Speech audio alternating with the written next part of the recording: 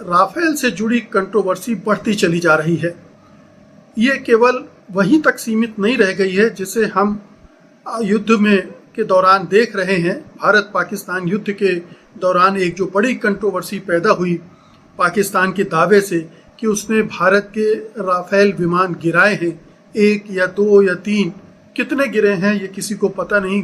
तो ऐसा लगता है, माना जा रहा है कि कुछ ना कुछ तो नुकसान राफेल को हुआ है। और यहाँ से जो विवादों का तूफान उठा है उसने अब बहुत सारे आकार ले लिए हैं और उनकी वजह से अब भारत सरकार के गले की फांस बनता जा रहा है राफेल विवाद। तो एक तो गले की फांस इसलिए बनता जा रहा है कि अगर युद्ध में राफेल हमने खोए हैं तो फिर जो हमारा सबसे शक्तिशाली जेट विमान है वही सवालों के घेरे में आ गया है और ये पाकिस्तान की एक बड़ी जीत, बड़ी कामयाबी मानी जा सकती है। और जो चीनी हथियार वो इस्तेमाल कर रहा है, चाहे वो J-10C हो या फिर PL-15 मिसाइल हो, उनका जलवा एकदम से उभर कर सामने आ जाता है, जो कि भारत के लिए अच्छी बात नहीं है, उसकी सैन्य तैयारियों के लिए अच्छी बात नहीं है और उसकी जो हथियारों की जो क्षमताएं हैं उसको लेकर भी कुछ सवाल खड़े हो जाते हैं। तो ये तो एक कंट्रोवर्सी थी जो भारत पाक युद्ध के दौरान खड़ी हुई और उसमें भारत सरकार फंसी हुई है। इससे जो दूसरा जो मामला खड़ा होता जा रहा है वो ये है कि अंतर्राष्ट्रीय स्तर पर अंतर्राष्ट्रीय हथियारों के बाजार में नई चर्चा, नई हलचल शुरू हो गई है राफेल के इर्द गिर्द। ये चर्चा इसलिए शुरू हुई है, जैसा मैंने कहा, कि भारत पाकिस्तान युद्ध में क्या चीनी विमान और मिसाइल इतने घातक सिद्ध हुए हैं, इतने कामयाब सिद्ध हुए हैं कि उसने राफेल के ऊपर बड़ा सवालिया निशान लगा दिया है और उस वजह से अब जो राफेल के प्रतिद्वंदी हैं अंतर्राष्ट्रीय बाजार में, उनके लिए कुछ रास्ते खुल रहे हैं या वो खोलने की कोशिश कर रहे हैं या वो राफेल को लेकर जो सवालिया निशान खड़े हो रहे हैं उनको और गहरा रहे हैं। राफेल के खिलाफ एक प्रचार अभियान शुरू कर रहे हैं। जितने भी जेट विमान बनाने वाली कंपनियां हैं उन्होंने मोर्चा खोल दिया है। सोशल मीडिया और दूसरे तरीकों से वो ये प्रचारित कर रही हैं कि चीनी विमान, जेट J-10C और उसके मिसाइल ये बहुत कारगर साबित हुए हैं और ये बहुत राफेल के मुकाबले बहुत कम कीमत में उन्होंने वो कर दिखाया जो राफेल नहीं कर सका है। तो चीनी विमानों की तारीफ अगर पश्चिमी जगत कर रहा है तो उसका एक मतलब तो ये हो सकता है कि सचमुच में चीन के हथियारों ने बड़ी कामयाबी हासिल की है युद्ध में, उसने परीक्षण कर लिया है, उसके लिए एक बड़ा अंतर्राष्ट्रीय बाजार खुल रहा है और उसकी वाहवाही हो रही है। लेकिन इसका दूसरा पहलू भी है। दूसरा पहलू ये है कि जो अंतर्राष्ट्रीय बाजार में जो दावेदार हैं, जो पिछली बार राफेल के मुकाबले हार गए थे, वो अब अपने लिए रास्ते खुलते हुए देख रहे हैं और वो तमाम जो कंपनियां हैं वो लगातार राफेल की छवि को कमज़ोर करने की कोशिश कर रही हैं। राफेल को ये बताने की कोशिश कर रहे हैं कि वो चीनी हथियारों के सामने नहीं टिक पाया है और अब भारत को दूसरे विकल्पों पर विचार करना चाहिए। तो ये एक खेल शुरू हो गया है। अब थोड़ा सा इस प्रतिस्पर्धा को भी समझ लीजिए। जो अंतर्राष्ट्रीय बाजार है फाइटर जेट का और दूसरे हथियारों का, मिसाइल वगैरह का, उसमें जो सबसे कड़ी स्पर्धा है राफेल, जो फ्रांस की डसाल्ट एविएशन बनाती है कंपनी, उसके सामने अमेरिका के F-16 और F-35 विमान हैं। आपको याद होगा अभी जब हमारे प्रधानमंत्री मोदी जी भागे भागे ट्रंप के दरबार में हाजिरी लगाने गए थे और वहाँ ट्रंप ने उनको तरह तरह से डपटा भी था। इसी बीच में उन्होंने ये भी कहा था कि भारत हमसे F-16, F-35 विमान खरीद सकता है और इन विमानों को अमेरिकी विशेषज्ञ ही अब बताते हैं कि ये कूड़ा हो चुका है। खुद एलन मस्क ने कहा था कि हमारे ये जो विमान है F-16, F-35 ये कूड़ा है, डस्टबिन में डालने लायक है। तो डोनाल्ड ट्रंप अब वो भारत के मत्थे मरना चाहते हैं।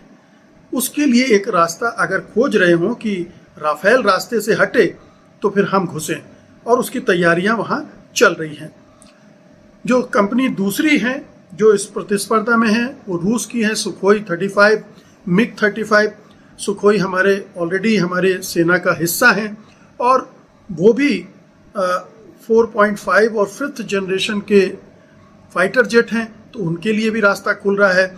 चीनी J-10C के लिए भी रास्ता खुलता है, लेकिन भारत जो अपने को शत्रु मानता है, चीन को शत्रु के रूप में देखता है, उससे क्या हथियार खरीदेगा, ये रिस्क लेगा क्या?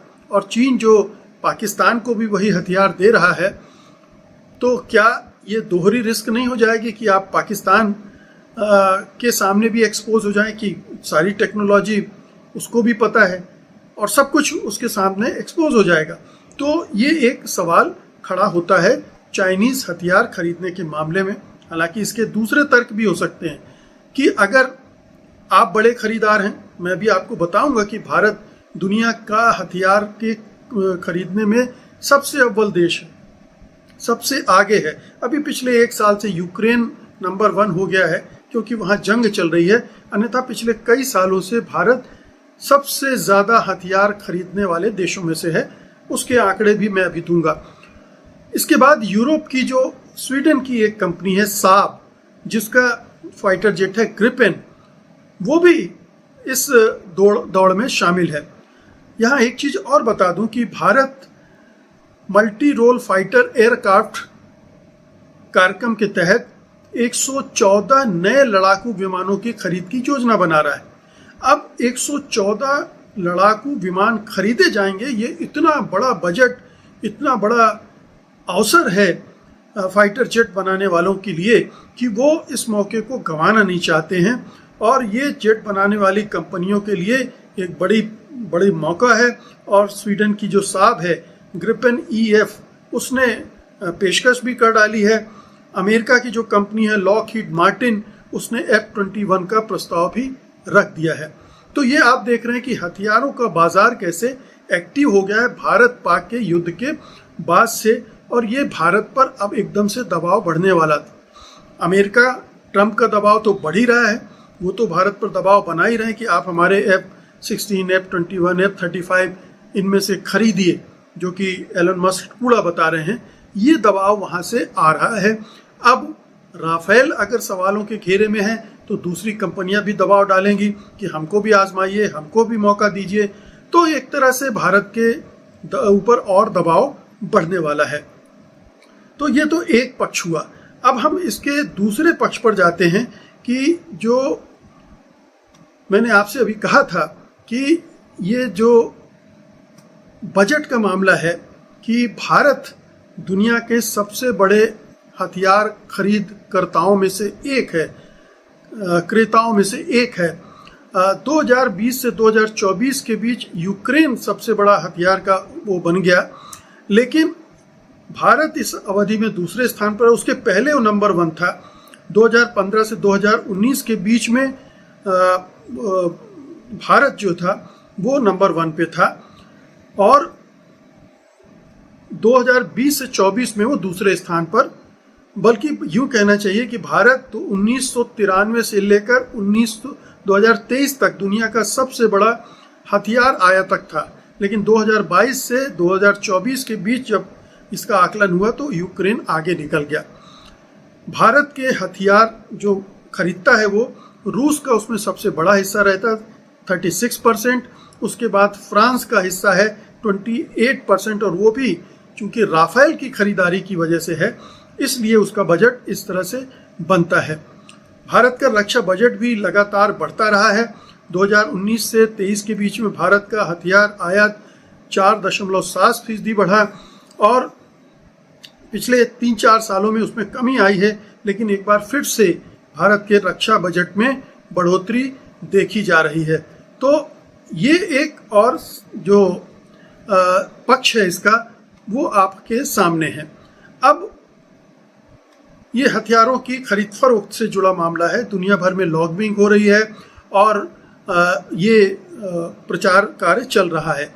अब सवाल उठता है तीसरे पक्ष का कि इसमें जो विवाद खड़ा हो रहा है उसमें एक बार फिर से वो परतें खुलने लगी हैं कि राफेल की खरीद में क्या खेल हुआ था, क्या घोटाला हुआ था, क्या गड़बड़ियां हुई थी। आपने देखा होगा कि जैसे ही राफेल का नाम आया तो सोशल मीडिया पर तरह तरह के आंकड़े तैरने लगे कि राफेल की खरीदारी में कैसे भ्रष्टाचार हुआ है और कैसे भ्रष्टाचार की खबरों को दबा भी दिया गया है। तो भारत ने 2016 में 59,000 करोड़ रुपए की लागत से 36 राफेल विमान खरीदे थे और इसको लेकर हंगामा मच गया था, क्योंकि जो यूपीए की सरकार थी, जो 2004 से 2014 के बीच में राफेल से निगोशिएट कर रही थी, बार्गेन कर रही थी, उसने इसकी कीमत 526 से 570 करोड़ रुपए तय की थी। और जो मोदी सरकार है उसने 1670 करोड़ रुपए में एक फाइटर जेट खरीदा, यानी लगभग 3 गुना कीमत पर सरकार ने वो फाइटर जेट खरीदा।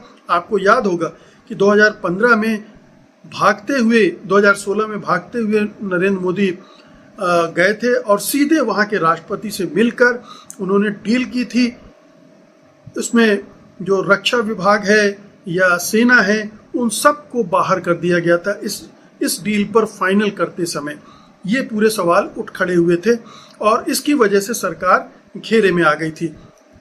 तो सरकार ने जो ये पूरी डील थी वो कई वजहों से, एक तो कारण ये था कि जो राफेल की कीमत थी वो लगभग 3 गुना अदा की गई। सरकार ने ये कहा कि हमने और उन्नत विमान खरीदे हैं, तकनीक और हथियारों और दूसरी चीज़ों की वजह से उसकी कीमत बढ़ गई है, लेकिन 3 गुना बढ़ना ये हैरतनाक है। तो इसमें क्या डील हुई है, किसको फ़ायदा हुआ है, क्या कमीशन खोरी हुई है, कमीशन दिया गया तो किसको दिया गया है, ये किसी को पता नहीं है। कभी अगर खुला ये मामला तो पता चलेगा।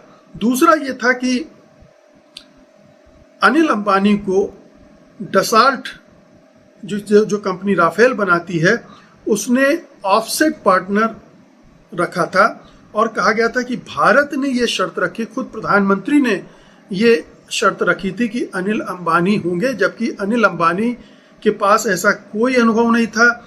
उन्होंने केवल 12 दिन पहले, ये जो सौदा हुआ था उसके 12 दिन पहले एक डिफेंस कंपनी का गठन किया था और उसके बेसिस पर ही उनको ये दे दिया गया था।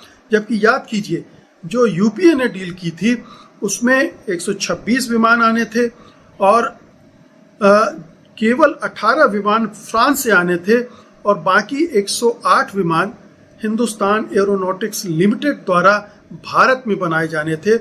ये सौदा तकनीकी हस्तांतरण और लागत को लेकर जो सहमति नहीं बन पाई थी, लेकिन इसमें एक बड़ा पॉइंट ये था जो भारत का हमेशा रहा है कि वो टेक्नोलॉजी ट्रांसफ़र के साथ ही हथियार खरीदता है, जो फ्रांस नहीं दे रहा था। तो हमें दूसरे विकल्पों पे जाना चाहिए था जिसमें हमें टेक्नोलॉजी मिलती, लेकिन मोदी सरकार ने उस पर कंप्रोमाइज़ कर लिया, HAL को बाहर कर दिया, अनिल अंबानी को अंदर कर दिया और अनिल अंबानी से ये डसाल्ट कंपनी जो है वो यहाँ से कुछ पार्ट्स बनवाती है, उसी की देखरेख में बनते हैं और उनको वो इस्तेमाल करती है। लेकिन भारत में ये फाइटर जेट नहीं बनाए जा रहे हैं, राफेल भारत में नहीं बनाया जा रहा है।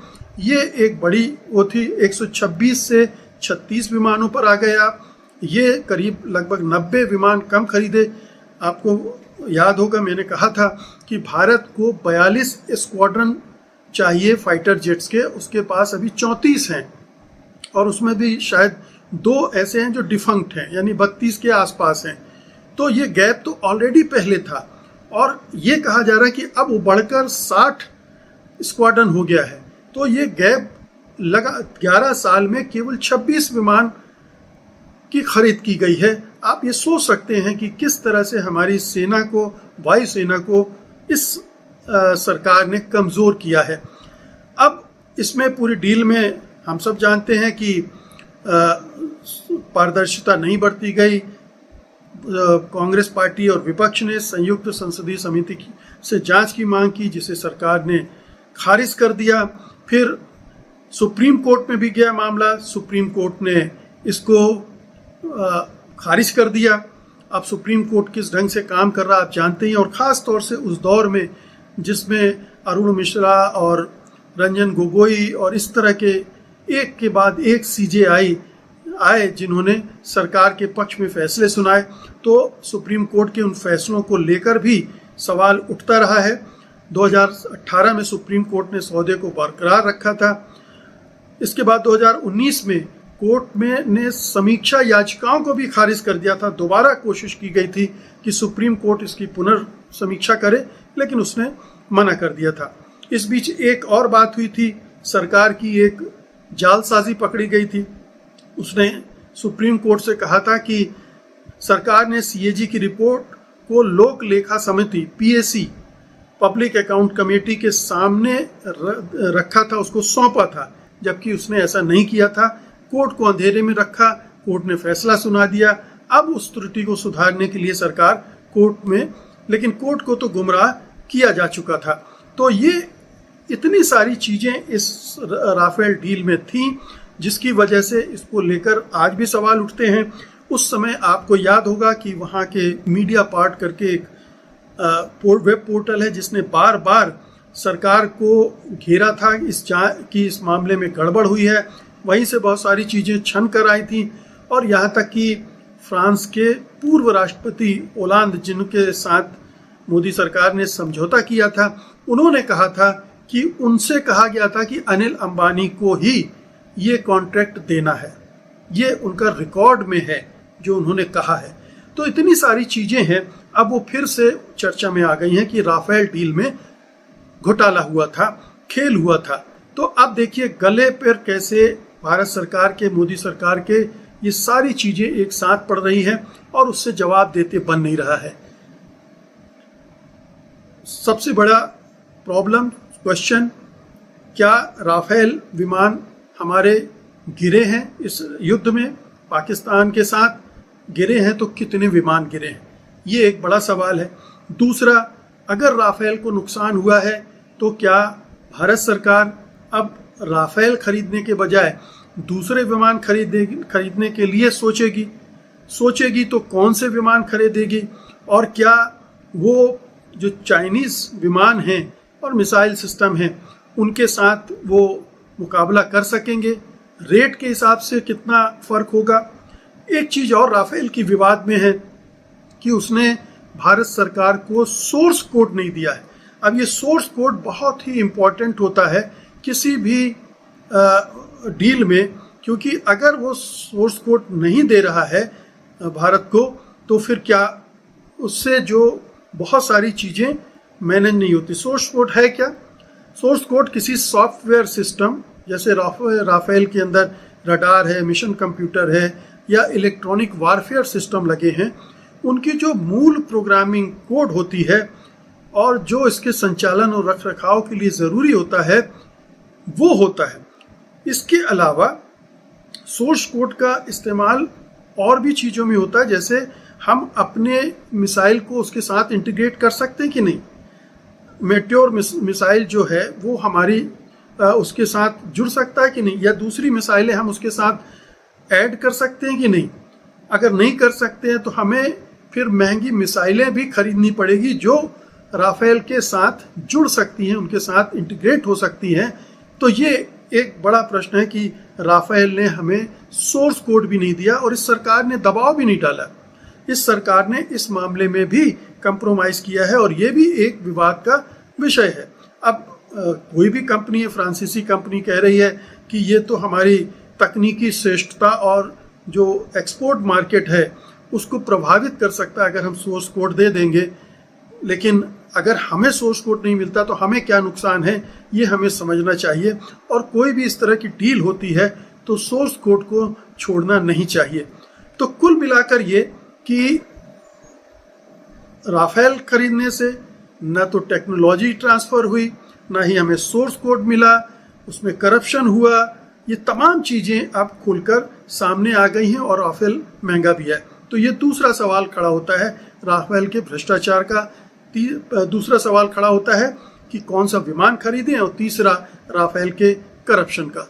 ये तीनों मिलकर मोदी सरकार के गले की फांस बन गए हैं। और राहुल गांधी जिस तरह से ये प्रश्न उठा रहे हैं कि कितने राफेल गिरे, आप बताइए, ये गिरने भर का मामला नहीं है। और ये मोदी सरकार भली भांति समझती है, बीजेपी भी भली भांति समझती है कि जिस दिन ये खबर सामने आ गई कि गिरे हैं, राहुल गांधी फिर आगे का सवाल करेंगे कि क्यों गिरे, क्या वो उनमें कोई तकनीकी कमी थी, वो भी आप बताइए।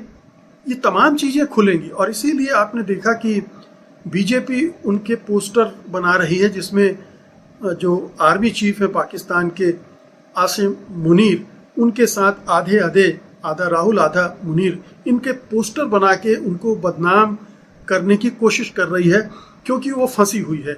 वो नहीं चाहती है कि ये सवाल फिर से ऊपर आए, फिर से लोगों की निगाह में आए और फिर से हमारे घोटाले से पर्दे हटें, हमारी लापरवाही, हमारी कमज़ोरियाँ, हमारी नाकाबिलियत, उन सब से पर्दा हटे। ये एक कुछ ऐसे प्रश्न हैं जो राफेल को लेकर हैं और आने वाले दिनों में ये मामला और गर्मा सकता है। बहुत बहुत शुक्रिया आपका, धन्यवाद, नमस्कार।